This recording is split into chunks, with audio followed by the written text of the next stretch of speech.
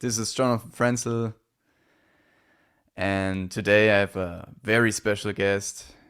It's David Greenberg and his website FreedomVibe.art. He's a longtime warrior in the game. He speaks about anarchy and true freedom. He produces his own music, his own songs, and on his website, he's also doing seminars about natural law and occult knowledge. And he's also helping you with your project. So if you need any help, you can go to David and write him a message and he will help you out. I hope that's correct, David. You can, if you have something to add, you Absolutely. can go for Well, it. Jonathan, first of all, I just wanted to say thank you for suggesting that we have this conversation. I appreciate that. It's great to have a conversation with you. People may or may not know, but you've actually already translated one of my presentations into German, which I also appreciate very much because it literally helps us together to teach this important information and share it with a even bigger audience. So that's valuable. And also for you're going to be an upcoming sponsor of my next presentation, which is entitled Understanding Human Nature. So a little bit of a teaser for that one coming up. It's actually going to be one of my best presentations ever. I've invested a lot of time in it. But yeah, it's really great to be here. And I'm really looking forward to having a very in-depth and valuable conversation with you today. Yeah, we will do that. So there's one question that I have to ask you. David, who's going to build the roads? I've really wanted to do a conversation around this for a while because um, it is kind of funny in a way, but when you start to ask people that very simple question is, to start to consider living in a world without government, without violence, without not that is not based on violence. Of course, we can never completely eliminate violence because it's part of reality. I mean, there will be violent people or people who act in a violent way probably until the end of time. But if we want to talk about creating a society like foundationally, um, this question comes out. It's like people almost vomit it out of their mouth. I'm being a little bit tongue in cheek, but it is like the automated response. So yeah, I think we can have a really great conversation around understanding the mindset behind that and just digging in a bit to understand why that's not really the real question we want to be asking and how we can answer that question. I guess people always want all. They want to know everything. If you have something, if you have solutions for a problem that we have, they want all solutions. They want any detail. And if you're not sure with some detail, they're like, ah, okay, you're wrong with this shit. I knew it from the beginning that you're a fraud. Something like that, yeah. Around that line. So that's what I noticed. That people want every bit of something. Anyway, if you have no idea with a little point of something that then you're a fraud or something like that. Then you're not figured it out. Yeah, I think it's a form of mental laziness that Yeah. people expect to be given the answers. And it comes down to entitlement. That's the word that yesterday when I was thinking a little bit about our conversation and kind of how we were going to talk about it, I didn't really take a lot of notes, but I just kind of thought about it a little bit, like how would I approach this question? And one of the things came up was entitlement. And when you just described how people expect to be given the answers, it's the same thing as who will build the roads. So I want to invite people who are watching this, just think about what is behind that question. What is the intention behind that?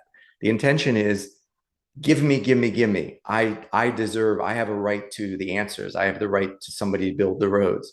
It's all about entitlement. And that is basically externalization of power because now somebody else needs to commit violence to force somebody else to give their resources up, which is theft, taxation, for example, so that somebody else can be hired and paid using that money to go and solve a problem, which I'm not saying the problem isn't valid. I'm not saying, we shouldn't learn what is the truth. I'm not saying that we shouldn't build roads. I think, if a goal is noble or worthwhile, then there's going to be a noble way to do it. But the first thing I wanted to point out is that there is a sense of entitlement behind a lot of these questions. And that's a real issue, because entitlement is a mindset that enables people to allow violence to be committed in order to achieve ends. Yeah, and I think people are always looking for mommy and daddy, something like that. Like, oh, okay, and most people basically ask for permission when it comes to rights. They like, oh, can I have this right, please, mommy, daddy, the government? Can I have this right? And then the government says no, and the people are like, okay, then I guess I have no right to do that. When the government says it, yeah, that's the mind control, that people always seek for permission there. But also your point with the entitlement, yeah. Exactly. It's kind of two sides of the same thing. It's needing Yeah. permission to do things and then expecting other people to do things. So in both cases, it's like an abdication of personal responsibility, because it's literally, you're saying, I'm not in control. I'm not in control. I'm not an authority of myself. And deeper behind that is saying, I'm not worthy. I'm not of value. Somebody needs to tell me what to do, and other people need to fix things for me. People need to force other people through violence to fix things, because I'm not capable of doing any of those things. Yeah, it's, it might seem like a contradiction, on the one hand being entitled, but on the other hand asking for permission. But I consider them, thinking about it, I consider them to be kind of two sides of the same coin. And it's all disempowering. It's all basically giving up your power for externalization. Yeah. And all people that do great stuff in this world always have responsibility. They always take responsibility for the things that they do, because then they will achieve great stuff, because they say, okay, I'm responsible for that, and I don't have to do everything on my own.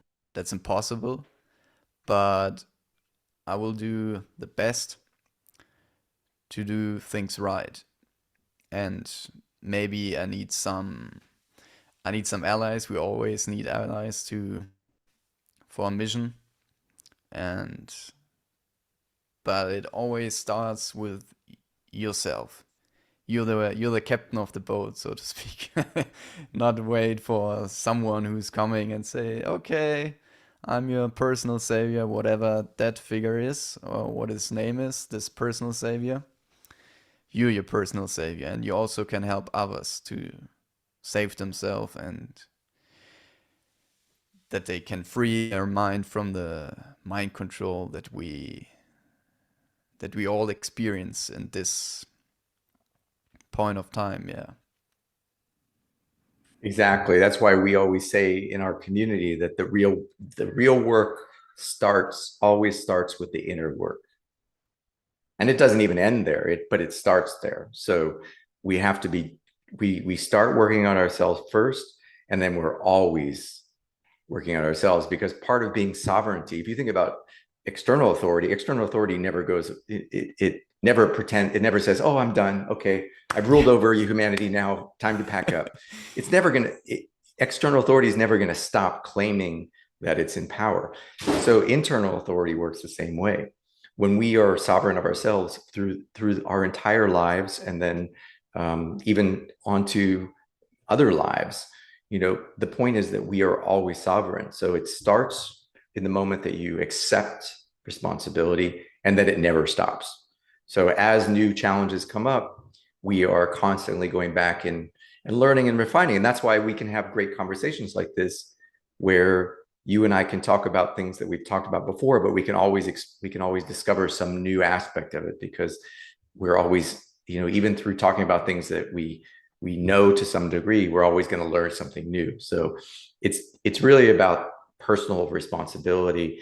And when I explain what morality is to people, I always start by saying the first aspect of morality is self-responsibility, even before you talk about not causing harm and defending yourself, because there has to be a first foundational principle, which is, sorry, I bumped my microphone. It has to be a first foundational principle, which is, I am the sovereign of me and I'm responsible for me. And therefore, I don't, I respect that others are the same and I defend my sovereignty. Yeah. Yeah, it starts with the self-respect, and then if you respect yourself, you also need to respect others then, because it makes no sense without respecting others. Yeah, it's like thinking like a child then. Exactly. And when you understand that the occult nature of principles of correspondence, and the fact that at a deeper level, we are all connected, you just realize that when you're hurting other people, you're just hurting yourself. Yeah. And I think it will, if you did a lot of crazy and bad stuff in your life, I think it will come always back to you. Yeah, I think I don't think so. It's that way actually. It's not like I'm thinking this. It will come back to you. Yeah. So just coming back to who will build the roads, there's Yeah, kind of an idea that I want to plant in people's minds, and that is the following. Um, we have to start to separate goals and ends and goals and purpose and mission from the means to achieve them.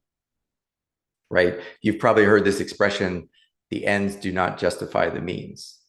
yeah, Sadly, we live in a world where oftentimes people think that the ends justify the means and that we can settle for the quote unquote lesser of two evils in order to get something done, or that it's a necessary evil. These are expressions that I think everybody's heard in one form or another. And this is all incorrect. What I would like to remind people is, yes, there are end goals. Let's just say building the roads or creating infrastructure, or creating the shared resources and shared structures that we as a civilization will use, because we live together. It's going to be complex, and there's not going to be something, not every person is going to be able to solve every problem, right?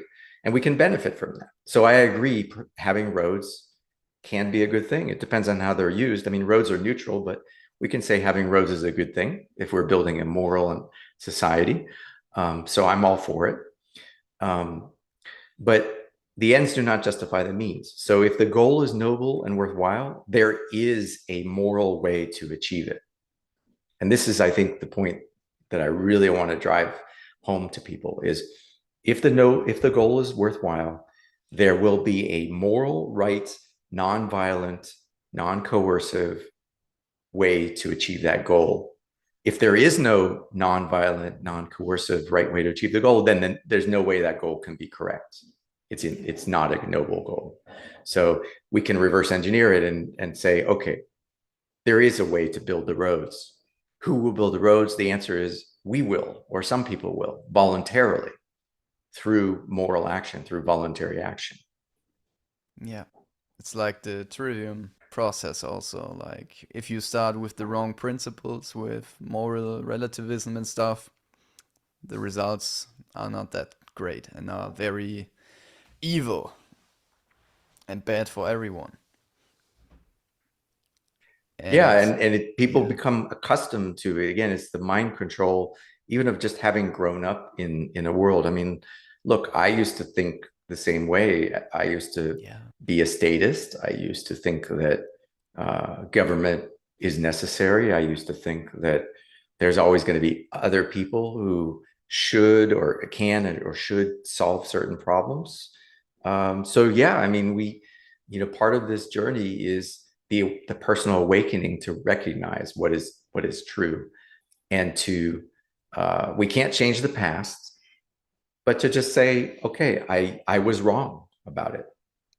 I was wrong to think that that someone can take a part of my income or part of my resources forcefully through violence because there is a need to do something, such as build roads, defense, and so on, whatever other justifications.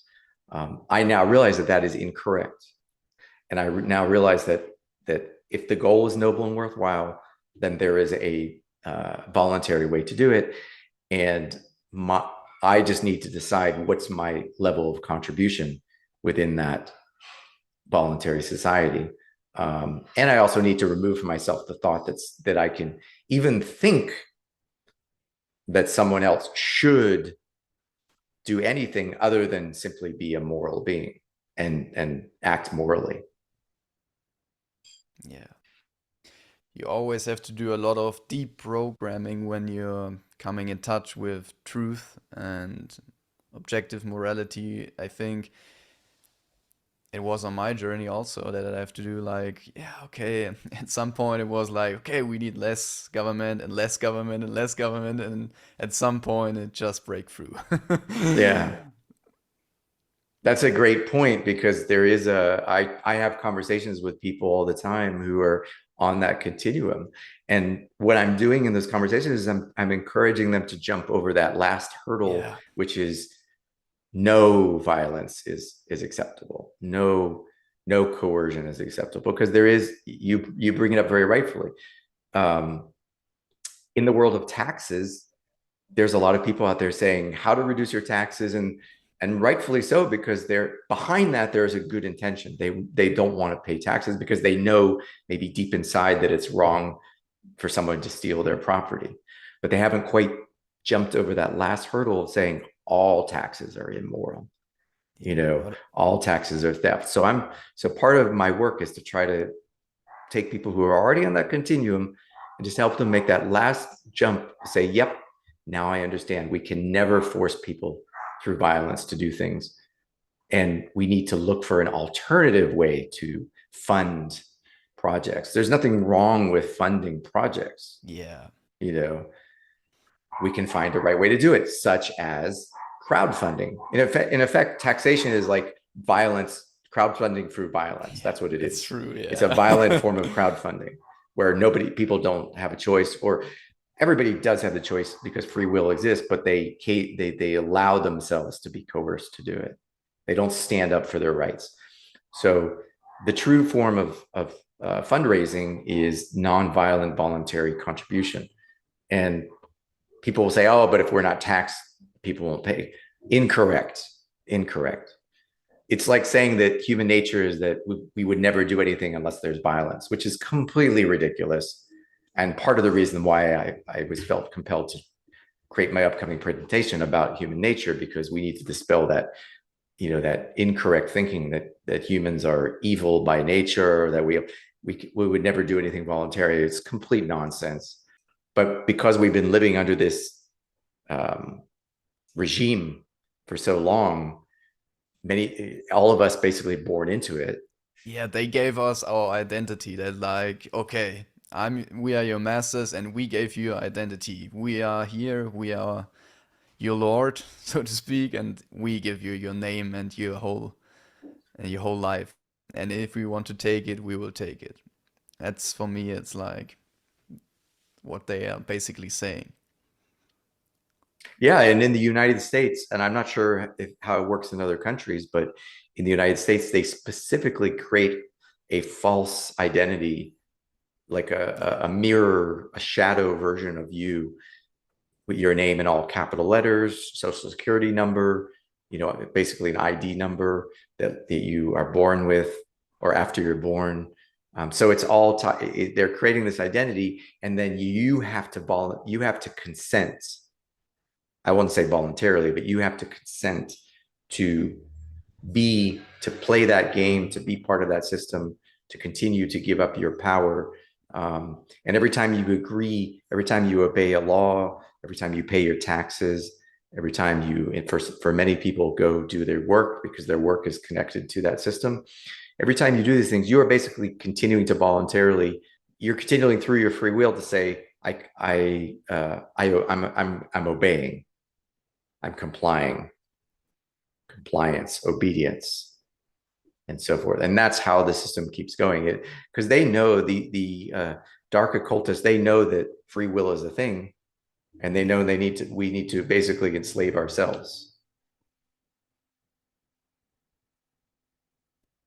And there's one thing I also want to add to this.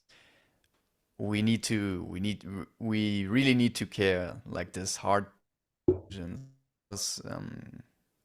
I heard something from my family, like, oh, and who's taking care of disabled people and stuff, and it's like, for me, it's like, okay, that's crazy, because, hey, what the fuck? Why there are always people who care, and if they're not care, it help care, or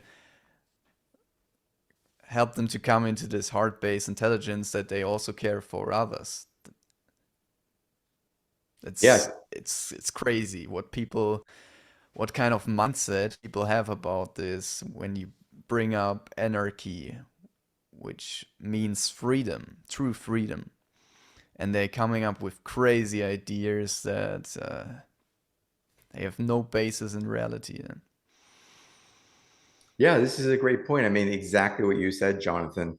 Care, care from the heart. There, you have to care enough, which means you have to care enough to have conversations like we're having today. You have to care enough to think beyond the answers that you think you already have and really consider why, what's really important to you. See, the reason why I'm able to keep doing what I do is because what I care about is very foundational. I care about truth. I care about learning the truth, knowing it, not believing something, but knowing what it is. I care about freedom and I care about self actualization because we're here for a reason. We're here to learn lessons. We're here to grow and evolve.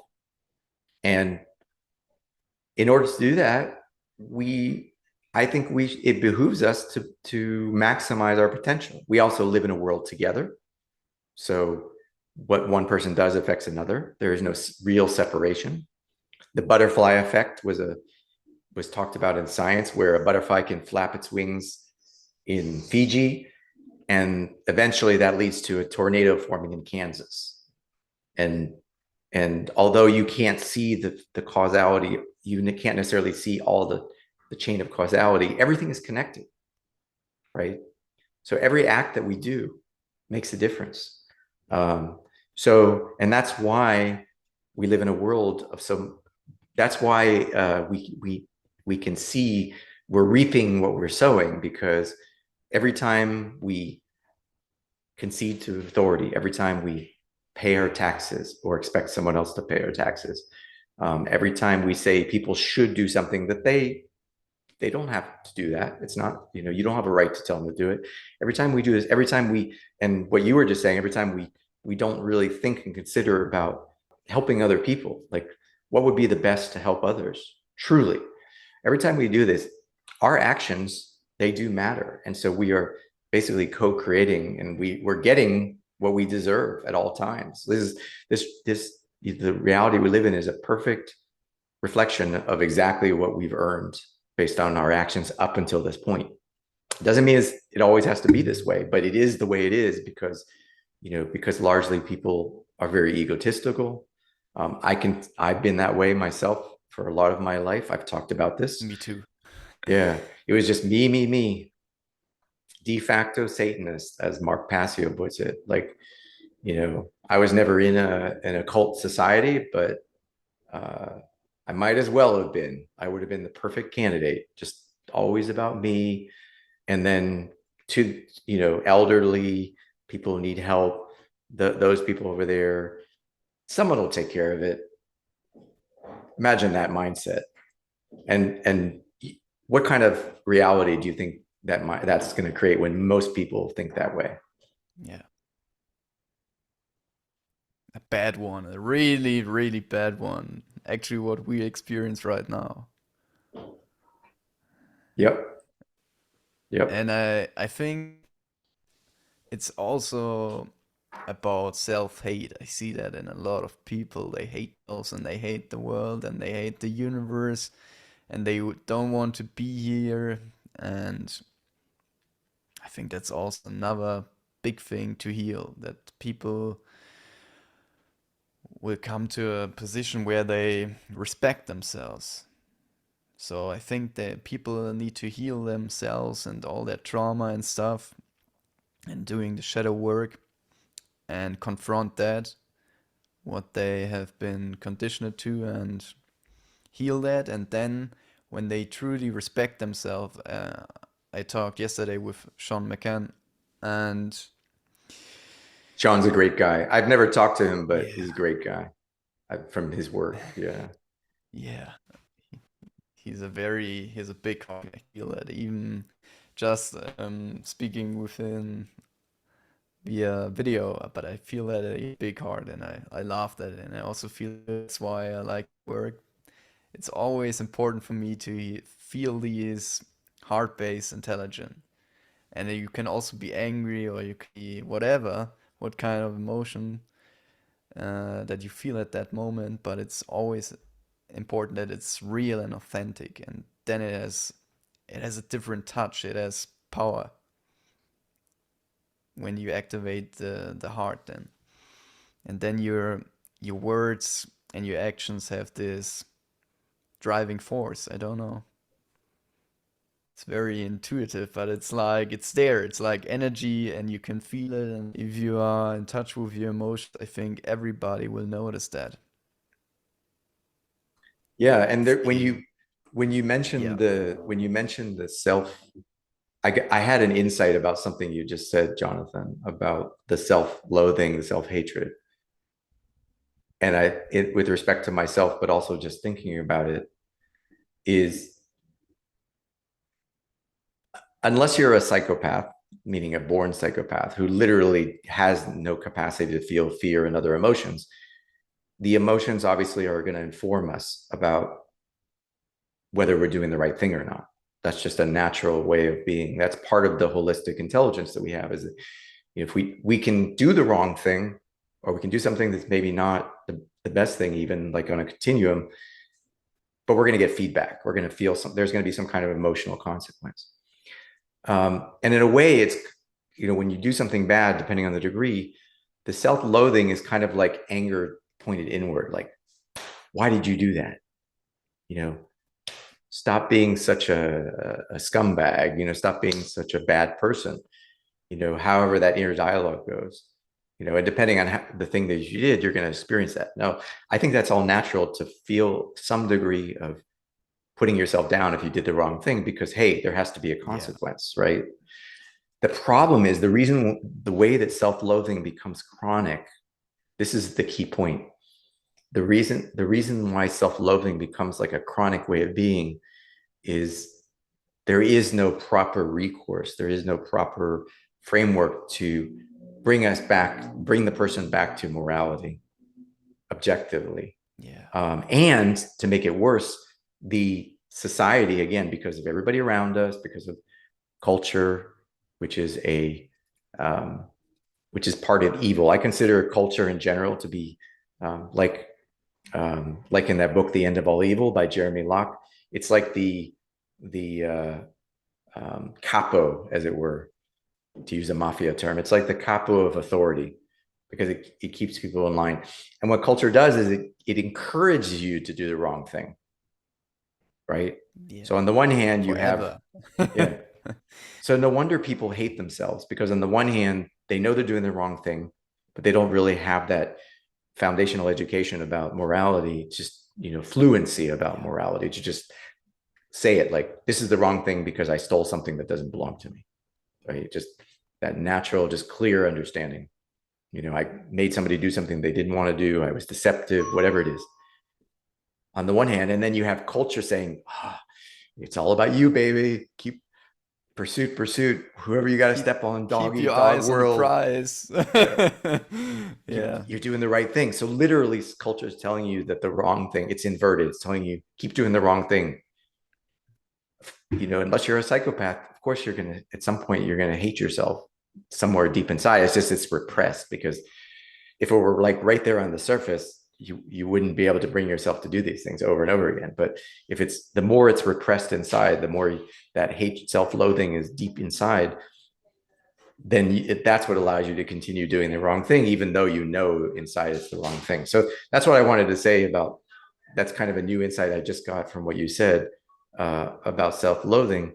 And when people can start to understand that, then there's really only a couple things they need to do to start to fix that, to heal.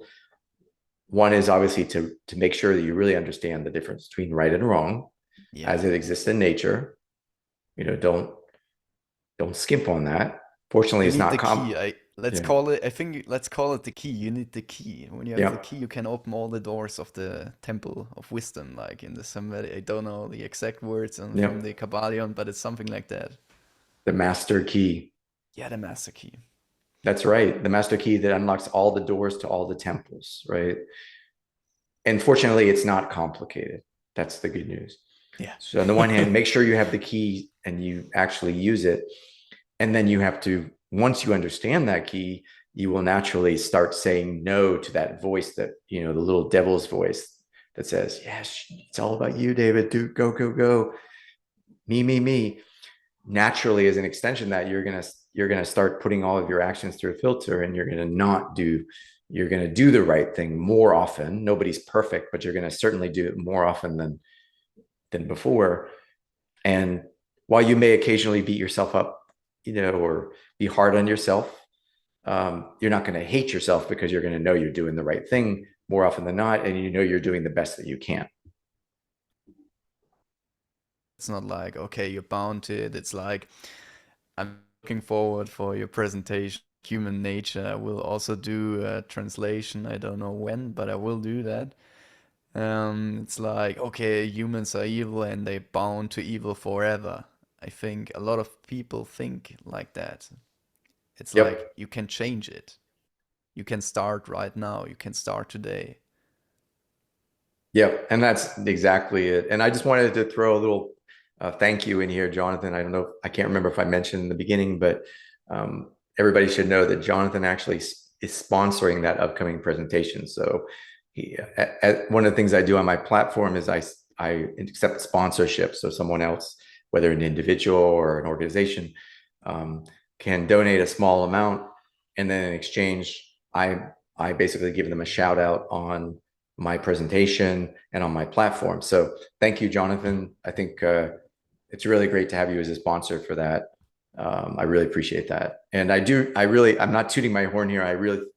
This is going to be one of my best presentations, because mainly because I put, it's obviously my most recent one. So it's built on all the work I've done up till now, but also I'm putting a lot of time into it.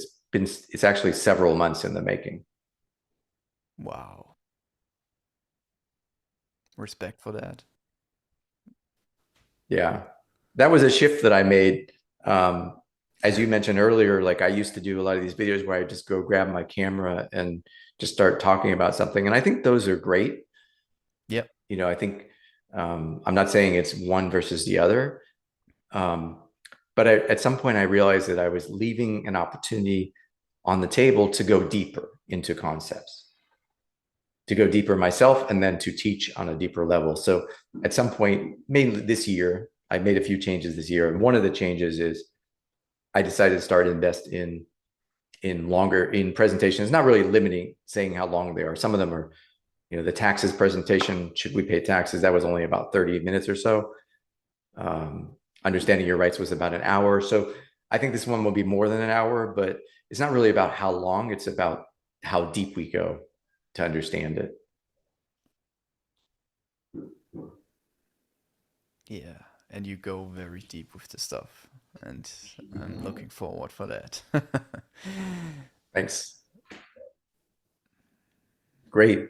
And yeah, I mean, and Jonathan, I'm curious, to just part of the conversation, are you also working on some of your own presentations where maybe share with, I'd be curious to know what your creations, what form they're taking right now, other than I translating, think, which is great, which is yeah, great. we'll do a lot of that. I think I'm also always working on a translation from someone. They are always good translations, but I also have a podcast on German where where I speak freely. Like, okay, I choose a subject where that I want to talk about, and but I also do videos with some German guys here once a week with one guy. His name is Tizian Schneider.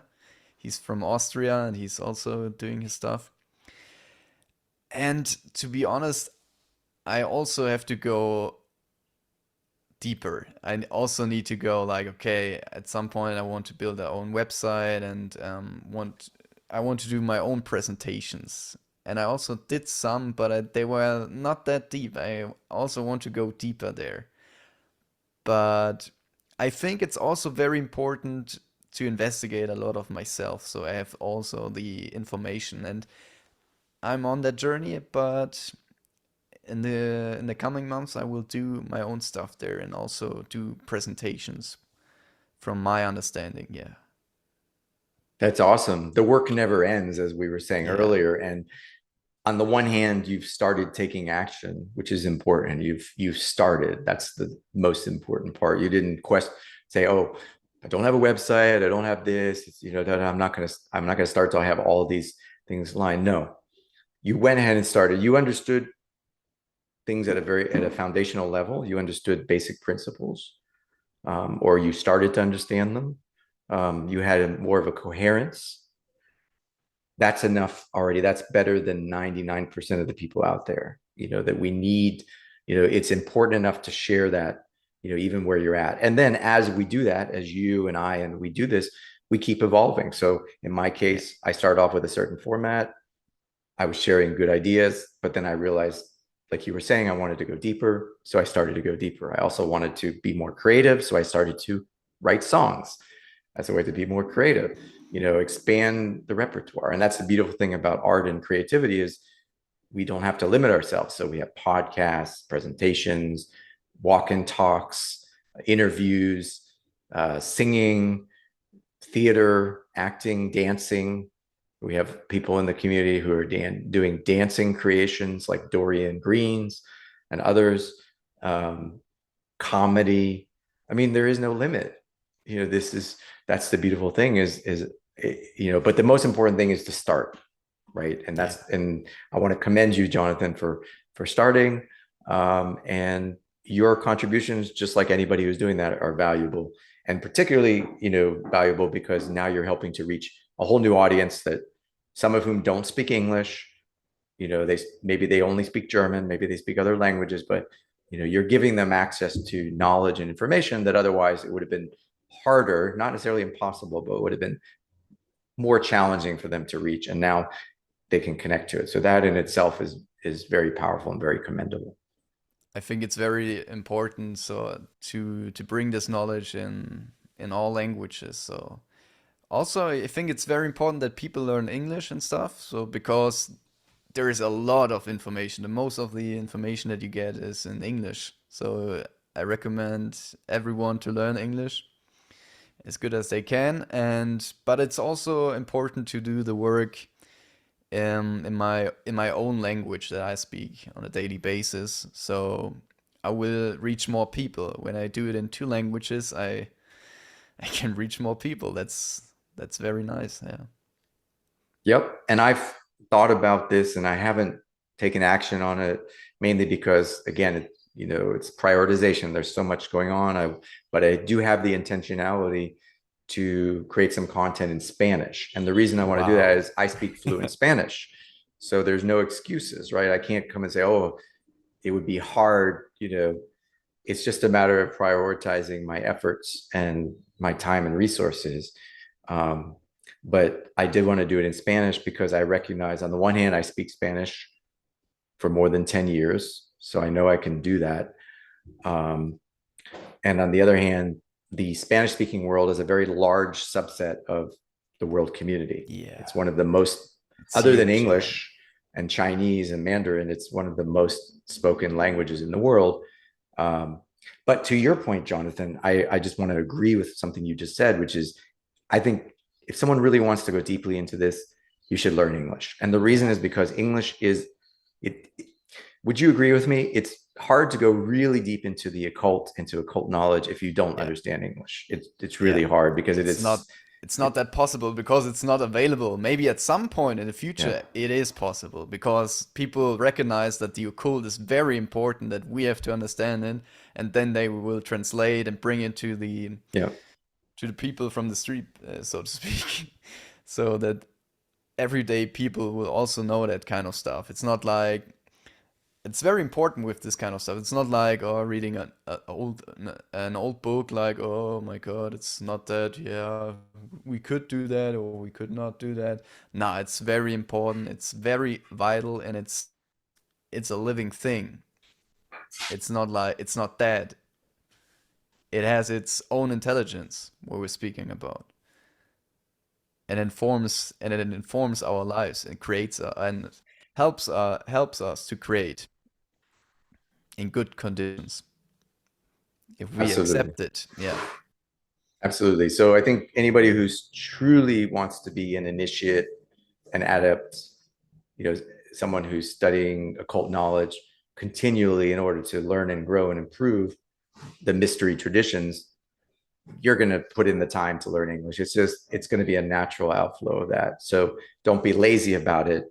Um, just make that effort. I think that's what I would encourage. Obviously, people have free will. Some people will choose not to do that. But I think if someone doesn't take the time to really learn or improve their English, if they're already learning, then they're going to lead. It's going to be harder, like I said, to just because of the nature of things. So yeah, just like we commit to learning knowledge in general, it's just a subset of that. We're committing to learning this language, and people will discover when they really put their minds to it, it's not as hard as people think. People often think that it's going to be so hard to learn a new language, but the reality is when you really set out to it and you're really committed to it, you can learn it in a fairly short time period.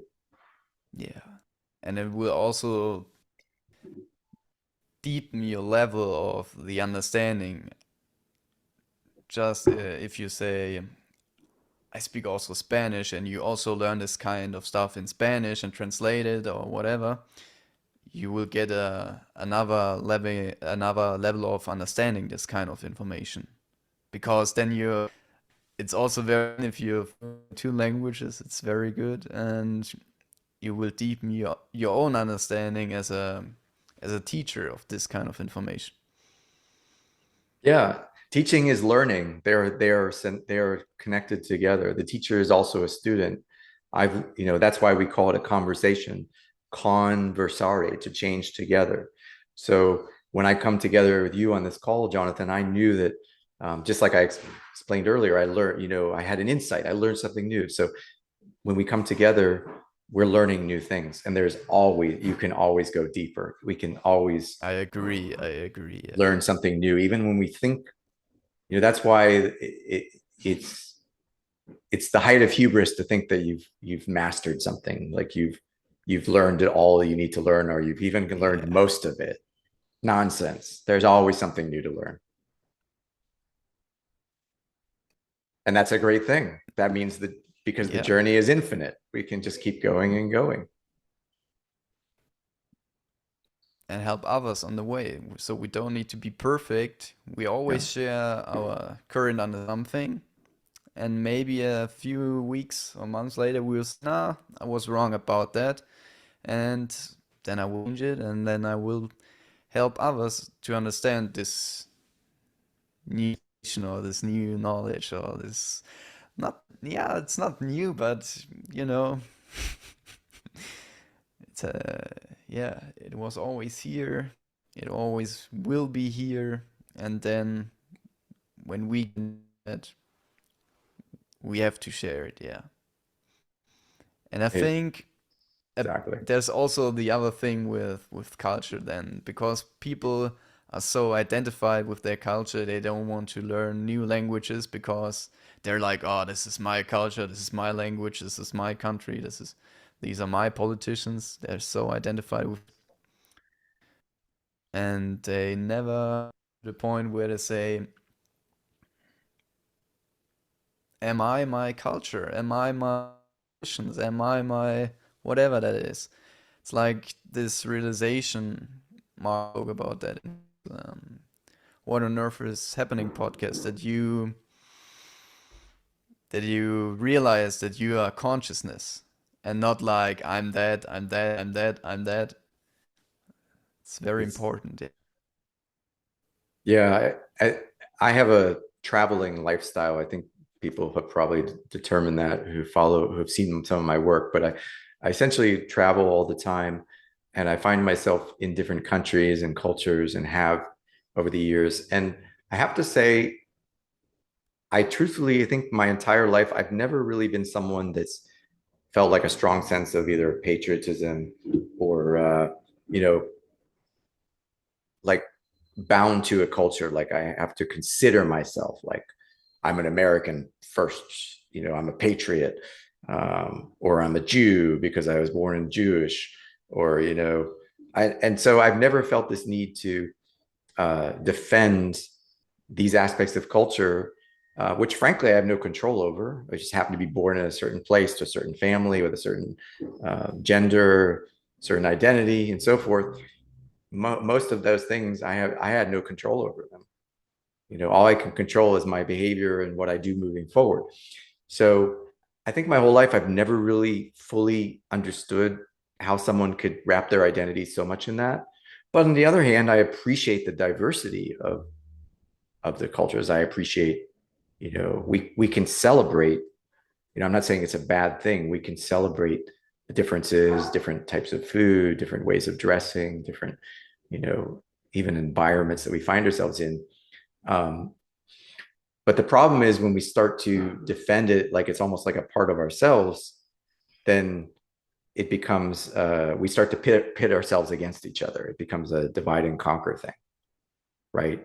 And it Yeah, becomes like digging we in your don't want to heels. change. Yeah, Yeah, it becomes yeah, a resistance to change. Exactly. It becomes a resistance to change.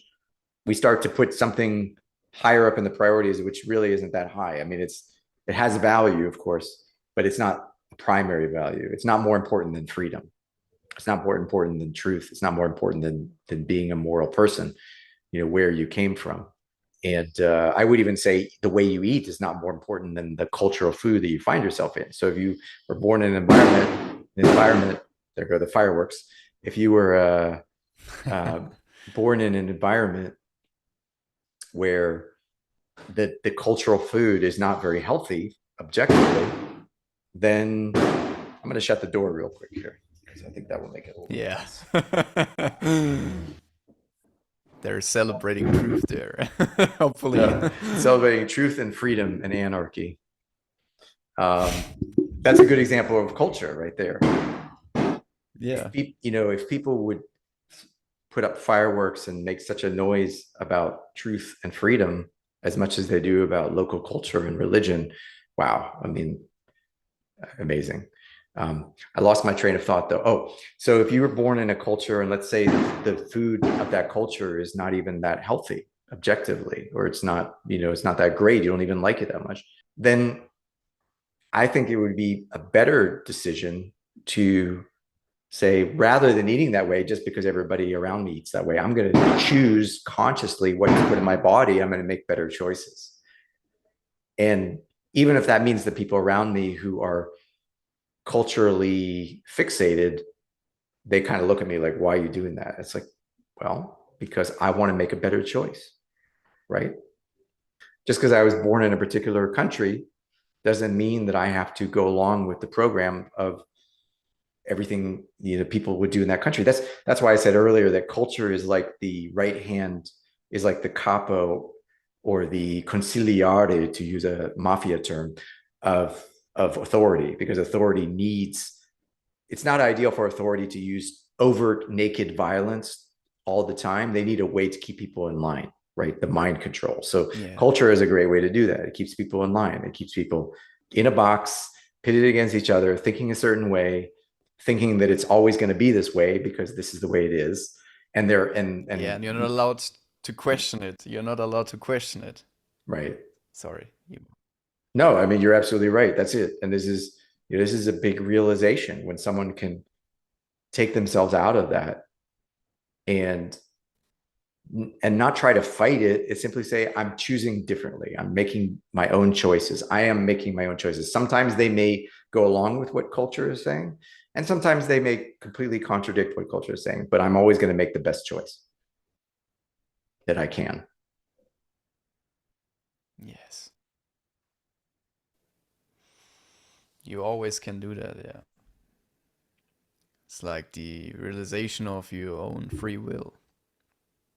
That you always can go, nah, I choose that. Yep. And we have so many automated programs that we forget. We don't really contemplate our free will. It's kind of like driving a car. When you first drove a car, if you have, or done something similarly complex, you remember how overwhelming it is. I still remember how overwhelmed I was the first time I drove a car. And it was an automatic. It wasn't even a manual. And then I remember the first time I drove a manual transmission car, which was like learning all over again. It was very, very taxing. It took all of my mental focus just to stay on top of all the different aspects of it. But over time, I started to integrate it and it became automated. And now I can literally get in a car and give it very little thought and probably drive a very long distance and not really even be thinking about consciously about that act. Right. So, but I'm still choosing to drive the car. It's still a free will choice. It's just I'm not directly connected to that because I'm allowing my subconscious, I'm allowing my programming to take over temporarily to some degree. So I think this is the key point, is that most people don't realize that they're making choices in every minute, because depending on who you ask, upwards of 90% or more of our behaviors are coming from automated programming, from habits, basically habits and behaviors that are automated. Yeah. Like driving a car, like even eating food, preparing food, many things that we do. Part of the Empowerment Act is to bring back conscious awareness to everything, every decision we make. And so bringing it back full circle to how we started the show. So instead of just blurting out an expression like who will build the roads, just like barfing it out automatically, because it is an automated program. You know, for 99% of the people, it's just something that everybody else is saying. So you just repeat it. So instead of just barfing out who will build the roads, stop for a second and actually think about the question that you're being asked. Stop and think about the question. Is it right and moral? You know, what is the right way to build communities? What is the right way to build a society or a civilization of any size? Right? What is the right way to solve problems? You know, so take a step back. And when you can start to create that filter, you'll less and less, I think the person will ask these questions. And if they do find themselves asking things, then they will, more likely than not, there will be a pattern interrupt that says, hang on. I have no right to expect anybody to do anything for me. I have no right to expect anybody to do anything except to not harm me and me to them. That's it. Anything else we agree to do, it's voluntary. It's because we discussed it. We had a conversation. We agreed. We planned something together. We came to some agreement. But anything else, I'm not owed anything. Having roads is not a human right. Having roads is not a human right. Sorry, folks. Healthcare is not a human right. Incorrect if you think that healthcare is a human right. Incorrect. You have a right to take care of your own health, of course, and you have a right to go out and voluntarily interact with others who may be able to help you solve health problems voluntarily. Yes, of course. You have a right to speak up and say, hey, I need help. Of course. But mandatory healthcare is not a right. It is always wrong. It is always immoral. It's always based on coercion or deception or some form of violence. So we need to get first principles right. Can you hear the fireworks coming through really loudly? Yeah. Okay. Unfortunately, yeah. Yeah. But it is what it is. It is what it is. You can think of it like an emphasis on what I'm saying. Yeah. Like, bam. Just like, you're right, David. Keep it up. Word up. Go all the way, David. Yep. We can think of the fireworks. It's not a perfect analogy, but you can think of them like there's things in our environment that we can't control. All we can do is control our behaviors in relation to them. It's a good reminder that we can't control everything. We shouldn't try to control everything. We should control ourselves, our minds, our hearts. You know, you don't really control your heart. It's more like you listen to your heart and then you take action according to it. But we should be the master of our inner worlds, master of our domains. Once we start doing that, everything else starts to unfold in the natural way. I think it's a lot of pressure for an individual to take care of everything. Like, I have to do this, I have to do this. I think at some point you need to relax and also ask for help if you're, but you have to start with yourself. But you can also ask for help then. Yeah. So you don't have that much pressure on your shoulders. You know. I world, yeah, yeah. Yeah, and we can help each other as part of this community. I think that's very important, that we need to encourage each other, create content together, translate, sponsor, support, donate, invite, do events together, collaborate. This is all extremely valuable because no one person can take it all on. Yeah. We're all in this together here. Yep. And when we care, that informs our action.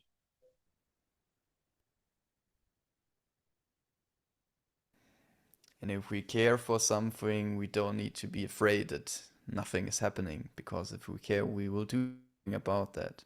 If we also come into action, then we don't need to have fear for, oh my God, nobody's doing shit, nobody's doing anything to change the conditions. When we really get these heart-based intelligence, and we're going also into action with this feeling, with this intuition, then we will do something about it. We're meant to be that way. Yeah. Yep. So the real answer to the question, who will build the roads, is you will. You will, and I will. We will. We'll do anything that we deem important when we care enough about it and when we take action accordingly. Yeah. All right. I think we're good for today. I think you also feel that way. Absolutely. It's been an amazing conversation. Yeah. Definitely got a lot out of it and enjoyed, got a lot of it. Some real great insights that I'm looking forward to going back and hearing and revisiting. And hopefully for people who are watching. So going back to what I just end here on this note, first of all, I want to thank you for suggesting that we have this conversation. I think I really appreciate it. And for all of your hard work, Jonathan. And for anybody who's watching, who's part of Jonathan's audience, who may have been following his work or maybe new, maybe your first time here. Just remember, it takes a lot of work to do this. So I want to invite you to help Jonathan out in one of several ways, just depending on your means. So the easiest way for all of us to help Jonathan out, and I'll do this too, is hit the like button on this video, wherever you're watching this, whether it's YouTube or Odyssey, or it doesn't matter. Wherever you're watching this video, thumbs up. It would have been great if you already did that, but if you haven't, super easy to do.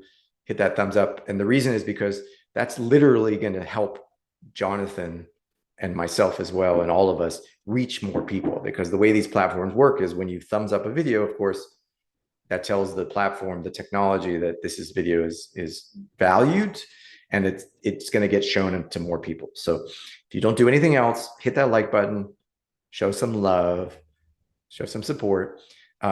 Another thing you can do is comment below. And actually, if you have a question or anything, if you haven't commented, it could be as simple as, hey, guys, thanks for sharing. Appreciate it. Or you could ask a question.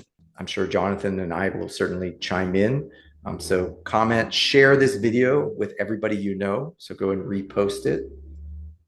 Again, every platform is different, but go, hit that share button, share a link, repost. So that's something that everybody can do. But if you're really getting a lot of value, this is essentially right livelihood. What Jonathan is doing, what I'm doing, what we're doing is we're trying, we're doing our best to help create a world where we don't have to always be struggling to survive. So if you have some resources and you want to, show some appreciation, give Jonathan a tip, send him a donation, or Jonathan, I don't know if you're offering any services to the market, but if you Not are, yet. I would say go hire Jonathan, for his services. Send him some financial love, even if it's just $1 or €1, a couple of crypto, whatever it is. It doesn't matter. It's a resource. The amount, the quantity is not important. Because if you send $1, it's the act of doing that. Yes, of course, every resource helps. And if everybody in this audience were to send Jonathan even just $1 or €1, that would probably make a big difference. But it's just the act of putting action behind your care, because we do live in a world where we live in a reality where we need resources to do this, right? So rather than having Jonathan go off and figure out, oh, how am I going to survive today? If you get value, it's not for everyone. I'm not saying everybody has to donate, but if you have the means to do it, make a donation, because that will help him and anybody you donate to go more deeply into their work. And that's going to help us move more quickly, because right now we do need, we are losing. We're getting our ass handed us in a plate. We get I'm our ass sorry. kicked, yeah. Yeah, we're Really getting our ass hard. kicked Really every way hard. to Sunday Yeah. if you want to think about the spiritual battle. So, rather than buying that Starbucks coffee or whatever you were going to spend that $1 or €1 on, send it to Jonathan. It'll make a big difference. And I'm sure you'll feel good about doing that. So yeah, I just wanted to say that I want to encourage people to be more vocal about supporting people in this community. Yeah. Put your money in office. I think you Yeah. people say this kind of stuff. But it's true. Right now we need also the resources to do things. And everything that you said about me, all my people here support David and check out his site freedomvibe.art. Is there anything else people need to check out? Well, I think if you go to my website, you'll find the gateway to all the other areas the website, I share everything that I create there, all my video creations. I also share other people's video creations on the website. So I curate the best content that I could find related to natural law, related to freedom, related to occult knowledge. And it's all goes back to the same. So you'll find that all there. All my songs are there. I have some free resources. I have the 7-day mental freedom challenge, which I encourage everybody to check out. For someone who's feeling stuck, who needs that little extra push, it's a great exercise. For 7 days, you basically are journaling about these concepts and then kind of putting all your actions through a filter. It's a level up. Anybody who makes any kind of effort is going to get something out of it. I will be doing workshops as well, so stay tuned there. You can join the mailing list. You can join my Telegram channel. You'll find links to my YouTube channel and all my other stuff through the website. So the website's really a great place to start if you want to just become familiar with my work, freedomvibe.art. Yeah, people need to check out this place here, this site. It's very good, and you can feel all the work that David put in this piece of art. That's his art. That's his profession, yeah. Thanks for the recognition, brother. I appreciate it. Yep, it is an artwork. It is a piece of art. You're absolutely right. Yeah. It has soul, yeah. It has soul and it has heart. And that's important. Okay. Maybe not maybe. I think we will do another video at some point in time. I'm really looking forward for that. And until then, I wish you all the best, David, and do what you do. And thanks for doing the great work. Thanks, Jonathan. It's been a fantastic conversation. Definitely look forward to future conversations as well.